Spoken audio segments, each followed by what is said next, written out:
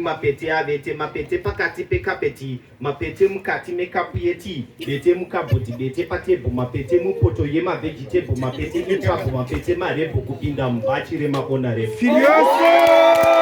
noko mudrowa rinogara ndiro pamadziro maspider ndo masupahero anotrepa mapete asi work done zero cause mapete ihobho igozha iplenty ishura manenji sabhoki anotseka madhendi mapesti side might come in very handy but placements and nonsense will never end.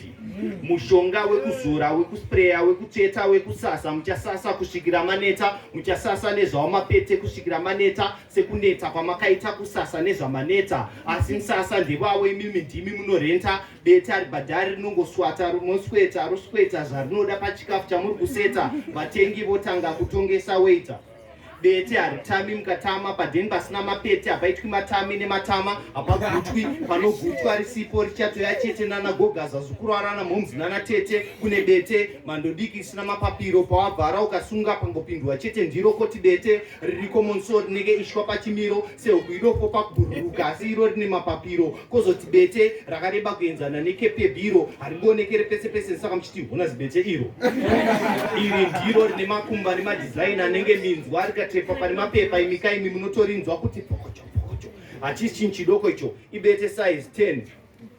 diamond dollar question ndetisi mapete takabva kupi cause bete iri pasession yewaigret wapinda denmark aribhokupi chance yekuzvispota ingori haikati madhodha kangela bafana chipolopolo namawarriors vaingena edlini tina amakopi mati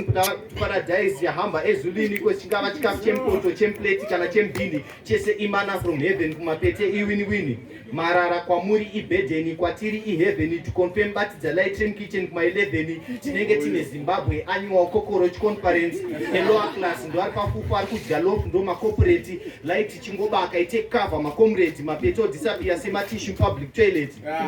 mapete anosemesa but mabhinya ari wese mapete anodya chasina kushandira but mbavha dziri wese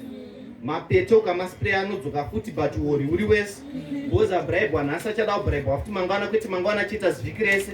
chenjera kuita bete uri munhu anofema being a pestilence in society kuita what you to blame pamwe watosviketsa kuti uri problem because bete harisviketsa kuti bhazi mazitati vakwana bete chifamba patebho ndobva wanyora ditembo rinotaura zvemapete ndobva watenga pegwa